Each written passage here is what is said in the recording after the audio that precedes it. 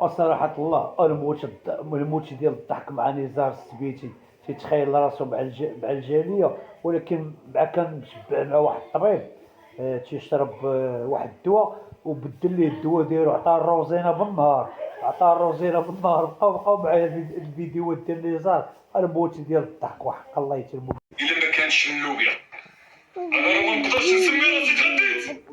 الا جيت للدار ما لقيتش المدام موجده لي فوق البن اللوبيا، انا راه الا ما حليتش عينينا على عصير البنان وعصير الفريز وما نسوش الهريسه والطابله عامره بحال هكا ما نسميش راسي تغديت.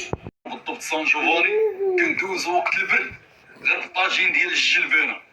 انا بحكم انني من الجاليه المغربيه وموجود حاليا في البلاد فراه كنبغي ناكل التراث العربي.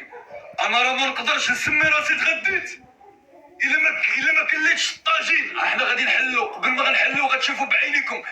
بسم الله واحد الله مرحبا بكم.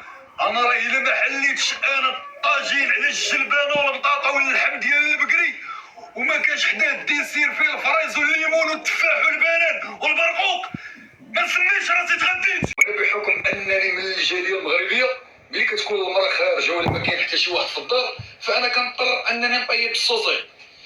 انا راه ما نقدرش نسمي راسي تعشيت.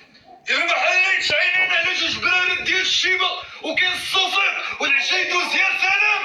انا راه الا ما كانش هادشي ما نسميش راسي تغديت. معك هذاك الكوستيم جيبيه لابسو معاك، هذاك الكوستيم واعر، واخا الكوستيمات ديال الطاليان ماشي بحال داك الكوستيم. داك الكوستيم عطاك سبحان الله واحد القبول عيبه الله واحد القبول ومع الصبيبات الكوستيم والصباط ضروري والكرافطه نجيبهم للمطار.